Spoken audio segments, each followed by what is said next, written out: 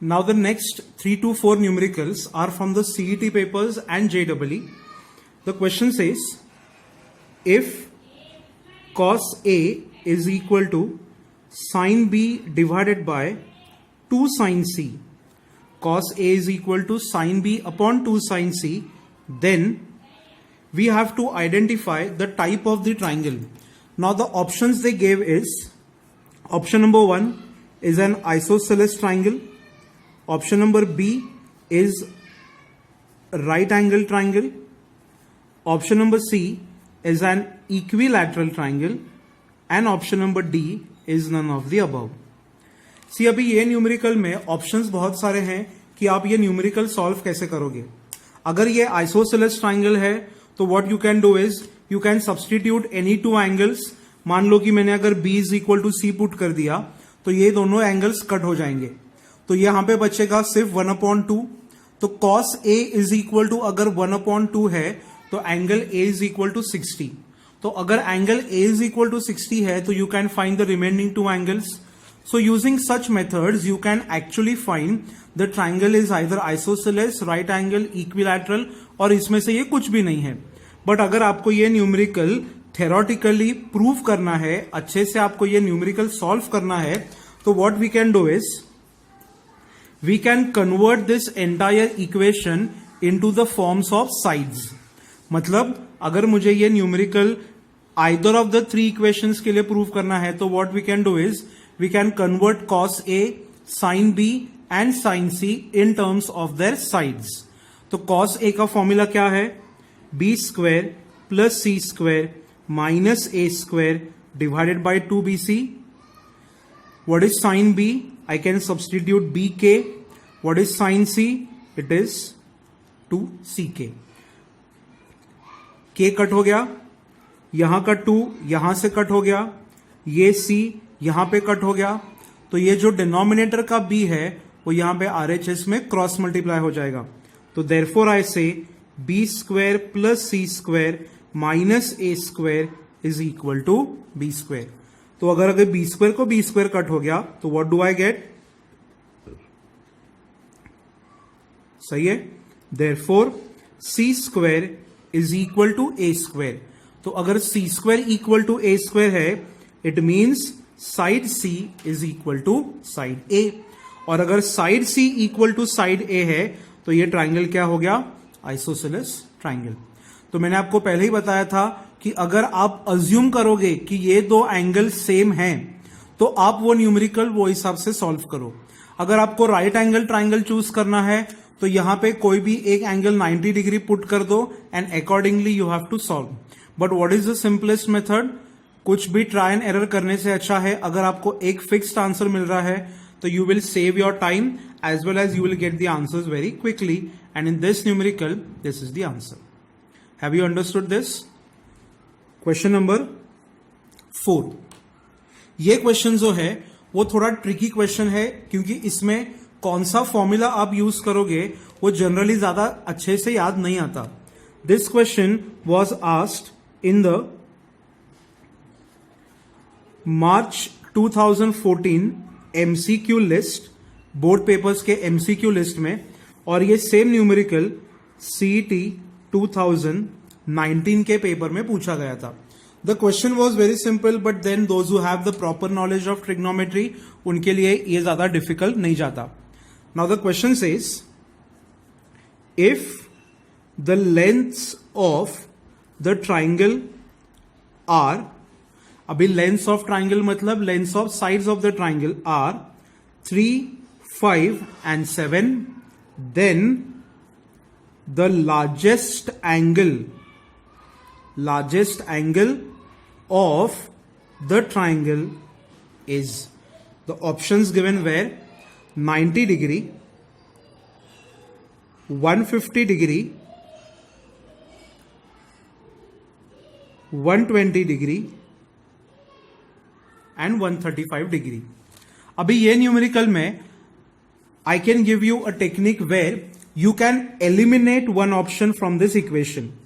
Eliminate one option मतलब क्या कि ये जो क्वेश्चन है इसमें जो ये 4 ऑप्शंस दिए हैं उसमें से एक ऑप्शन ऐसा है जो कंपल्सरीली ये न्यूमेरिकल के लिए सूट नहीं होता। वो ऑप्शन कौन सा है? तो option is 90 degree. Now what is the reason behind that? कि अगर ये ट्राइंगल राइट एंगल ट्राइंगल हुआ तो उसके ये जो 3 साइड्स हैं वो पाइथागोरस का ट्रिपलेट सेटिस्फाई करते हैं। बट अभी आपको अगर पता रहेगा तो 3, 5 ये 2 साइड्स के साथ जो पाइथागोरन ट्रिपलेट प्रूव होता है, it is the side 4। 3, 4, 5 form a Pythagoras triplet, but यहां पे द साइड्स आर 3, 5, 7, तो ये न्यूमेरिकल में the largest angle can not be equal to 90 degree. तो now how do you find the largest angle of the triangle? क्योंकि out of these 3 option कोई भी एक ऑप्शन पॉसिबल है, क्योंकि ये सारे एंगल्स जो है वो कोई भी एक ट्राइंगल को सेटिस्फाई कर सकते हैं। तो यहां पे अभी आपको थोड़ा आपके 10th स्टैंडर्ड का रूल यूज करना है, 10th स्टैंडर्ड का लॉजिक यूज करना है। The logic that I am going to use is angle opposite to the largest side is the largest angle. बरोबर है? Do you agree with me? Angle opposite to largest side is the largest angle. तो अभी ये तीनों में से largest side कौन सी है? तो सी। तो मतलब मैंने अगर यहां पे ऐसा अज्यूम किया, if A is equal to 3, B is equal to 5 and C is equal to 7, तो साइड सी के सामने वाला कौन सा एंगल है? तो कैपिटल एंगल सी। तो यहां पे मुझे ये क्वेश्चन में एंगल सी का क्या करना है? डेरिवेशन सॉल्व करना है। एंगल सी की वैल्यू मुझे निकालनी है। तो अभी मैंने आपको एक सबसे सिंपल इजी हिंट दिया है कि अगर आपको साइड्स ये यूज करके अगर एंगल निकालना है तो you have to use cos rule, और अगर आपका एंगल से आपको साइड की तरफ जाना है तो you have to use sine rule. तो यहां पे can I say cos C is equal to, what is the formula?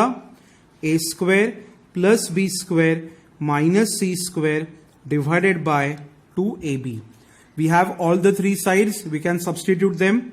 9 plus 25 minus 49 divided by 2 multiplied by 3 into 5. यहां पे तीनों का स्क्वायर कर दिया एंड यहां पे 3 और 5. अब ये सिंप्लीफाई करो. 9 plus 25 is 34. 34 minus 49 is minus 15. 15. ये कैंसिल हो गया. Therefore, cos C is equal to minus half.